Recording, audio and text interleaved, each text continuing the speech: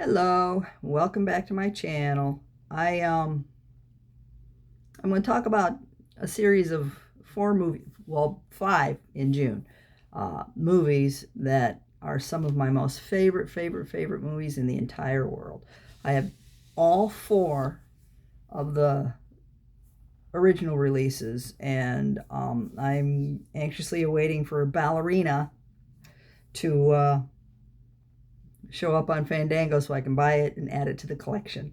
Yes, John Wick. We are talking about John Wick today. Um, First, let's talk about Keanu Reeves for a minute.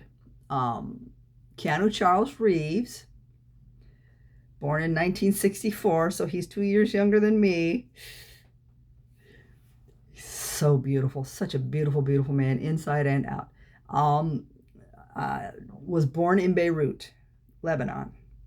Um, you can hop on to Wikipedia and find out all the information you need for your little Keanu fix if you want to. But he and his family immigrated to Canada. Um, I love me Keanu Reeves. He is such a beautiful soul. Beautiful soul. Um, in case you've been, living under a rock for the last 20 or so years, you'll have seen a variety of different pictures and clips of him relating to ordinary, everyday people like they were his best friends from out of town. Uh, you'll see him riding the bus because, hey, or his motorcycle for that matter. He's stopped and helped a person in distress with car trouble, with trying to get someplace on time and not being able to. I mean, he's just an all around beautifully decent human being. And we have so few of those, especially in Hollywood. He is one of the very few people who has not let the spotlight, the glitter, the glamour, and the glitz get to him and change him in any substantial way. He's got a long and varied career. Um, he he his breakthrough role, of course, was Bill and Ted's Excellent Adventure. I saw that. It was hysterical. Him and Alex Winter played off each other perfectly. They were just simpatico. Um, he's had some stumbles, but then again, haven't they all? Johnny Depp has had more than his fair share of crap roles. Dead Man comes to mind. Fear and Loathing in Las Vegas also comes to mind. As you can tell, I'm not a huge fan of the excessively weird stuff. Or in the case of Dead Man, where he plays poet William Blake, who was mistaken for a outlaw William Blake. Boring. Oh my God. Oh my God. I love Johnny Depp. Don't get me wrong. And I've eaten up a lot of his films. But no, some things you just can't watch. I saw his turn in Much Ado About Nothing.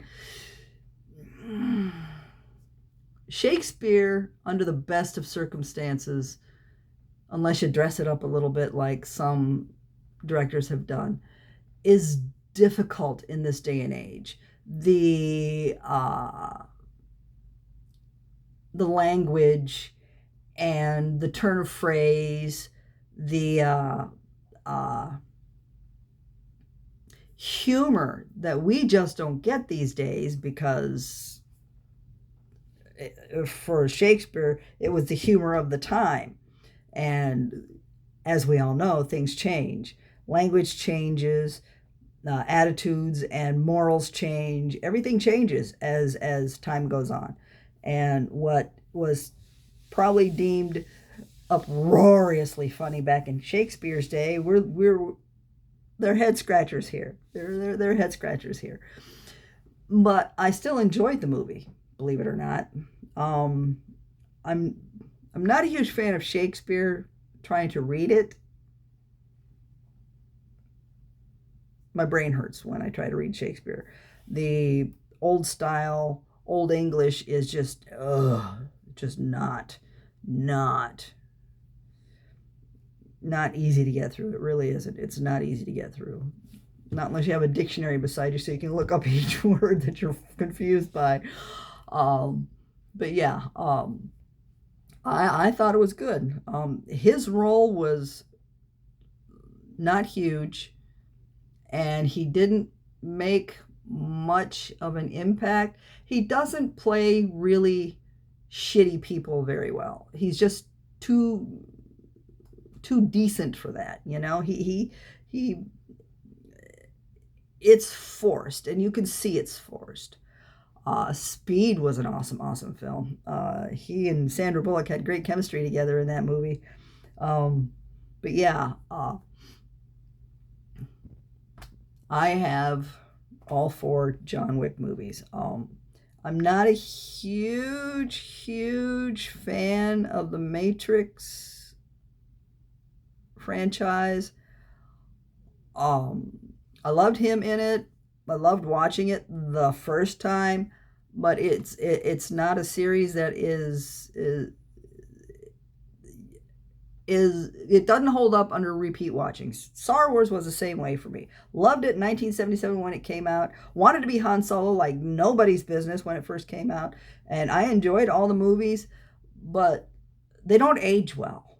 Uh, they don't age well, and it's the movies were for me are for me the original movies are for me uh, more akin to over dramatic soap operas. And I don't like soap operas.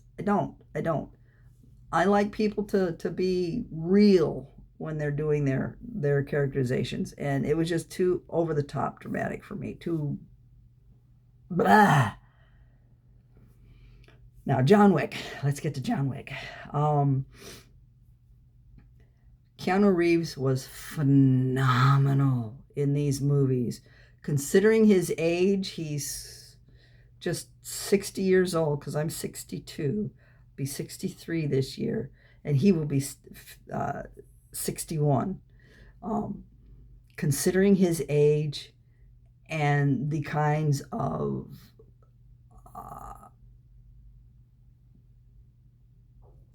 stunts and acrobatics he had to go through, the gun fu that he participated in for his age, he was yes, poetry in motion.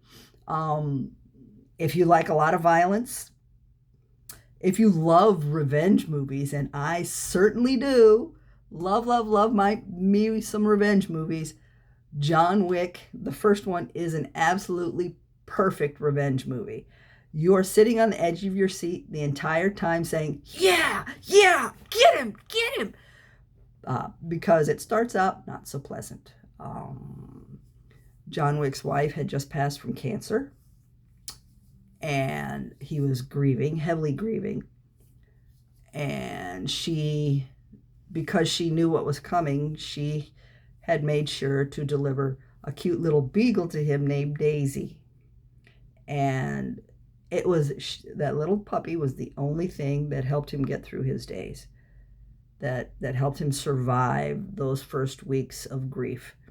And then some things happened, because I'm not going to give any of it away. That's as far as a taste as you're going to get. You'll probably be able to see a crap ton of videos on YouTube, reaction videos for certain segments and all that. But let's just say that the demon comes out to play. There is a reason that people in his line of work called him Baba Yaga. There is a reason that he's called the Boogeyman. And all four movies they're connected. It's not, oh well, this is what happened in this one, and then the next one is a whole different situation. No, it's from point A to point B through 4 movies. This fifth one promises to be interesting because, as you'll see, and I think the third one, you'll see where the connection to the ballerina comes in, and it should be interesting. I'm hoping, we can get a peek at John once in a while. I'm hoping he'll be in there somewhere. But yeah, I saw a preview of a fight scene between the ballerina and the hitman after her, and yeah, it looks to be exciting. It looks to be really exciting. Definitely some of my top films. I am. It's he picks his roles, I'm assuming, because I don't sit inside his head. I don't think anybody does. He picks his roles maybe based on the people he's going to co-star with, or he picks them because the script looks interesting, or he picks them because, yeah, I'd be interested in exploring that particular genre of literature or film or whatever. Bram Stoker's Dracula, I love. It's an excellent film, but it's not a Keanu Reeves centered film, and that's a good thing. His Jonathan Harker was clumsy. It was the accent. The accent was not good. Not good. His chill, laid back attitude that's natural to him kind of impeded him being able to actually get into the role more fully. Winona Ryder was another mistake. God love her, but yeah, she was another mistake. Gary Oldman owned that film. Gary Oldman was awesome in that film. That was a Gary Oldman picture. Point blank, period. But yeah, I've caught a large portion of the movies he's been in over the years. I first saw him, I believe, in Freaks, where he's part of a sideshow freak show. He wasn't featured too heavily in it, but there was just something about that little bit of charm that glimmered through that caught my eye. And then I saw Bill and Ted, and I'm like, oh yeah, this guy's good. I like this. He was a fun stoner. He was a really fun stoner. And Bill and Ted's Bogus Journey was all right. It still had its stoner charm to it. Yeah, he's had a long and varied career, some successes, some failures. The Matrix was not the first cyberpunk-ish franchise or films he's ever done, because he did something called Johnny Mnemonic, where he was a courier, information courier. He has had a storage system installed in his head that people could plug into to load up information, and he carries it to the destination where they plug back in and extract the information. It was interesting. His early years between Ted and from Ted on, I would say, his early years before he started getting famous, or before he started getting more offers, I should say. Uh, he was just free and loose and easy, just relaxed, and yeah, I'm just here to have fun. I'm just here to have fun. After that, I don't know what changed for him, but he got stiffer. He got a little less free, a little less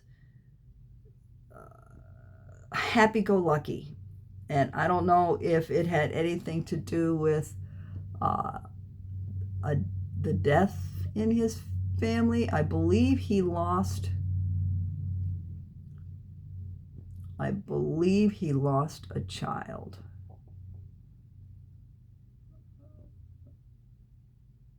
Yeah.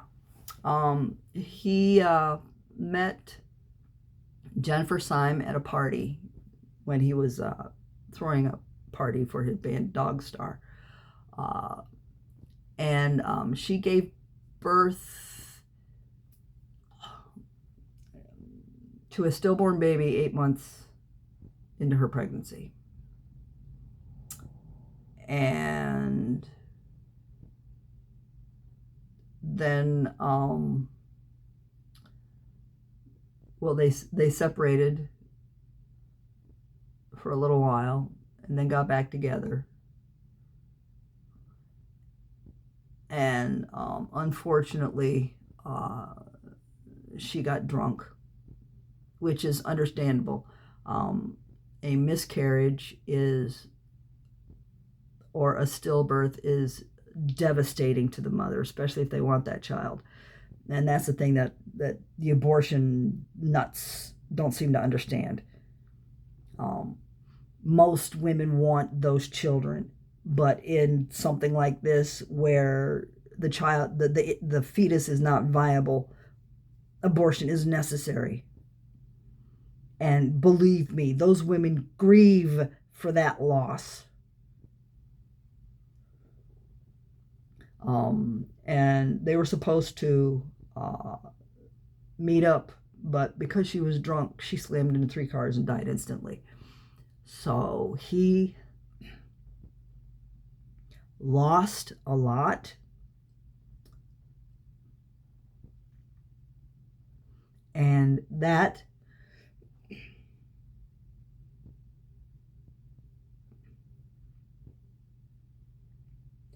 grief takes hold of you, wrings you out, shakes you up, and never goes away. Never goes away.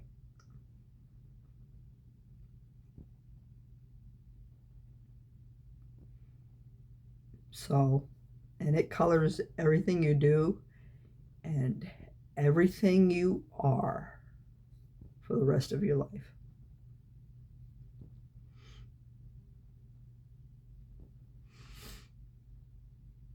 So, yeah, John Wick, definitely worth a watch, worth multiple watches, because there's so much going on in those films, so much hidden, so much under the surface level that you need to mine through to understand fully, that it bears repeat watchings, because you'll watch it the first time, and, oh yeah, because you're so excited, you're invested. It is a fucking roller coaster ride, and you're enjoying it,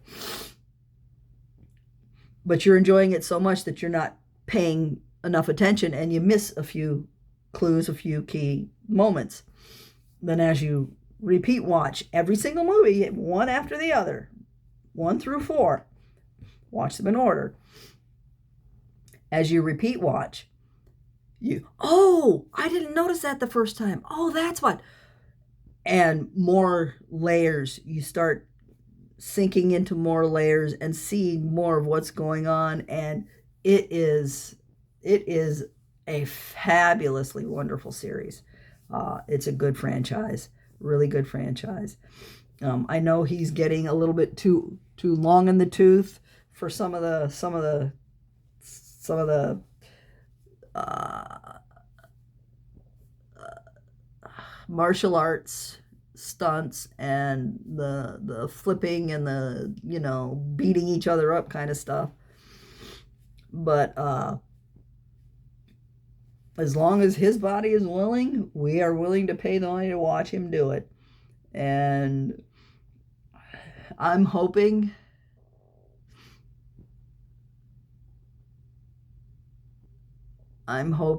that he has a long, long, happy life.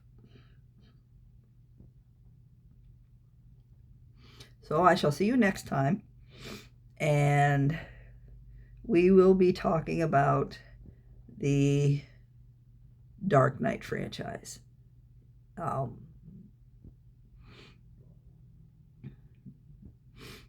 I have mixed feelings about that particular series of films, but we'll talk about it later.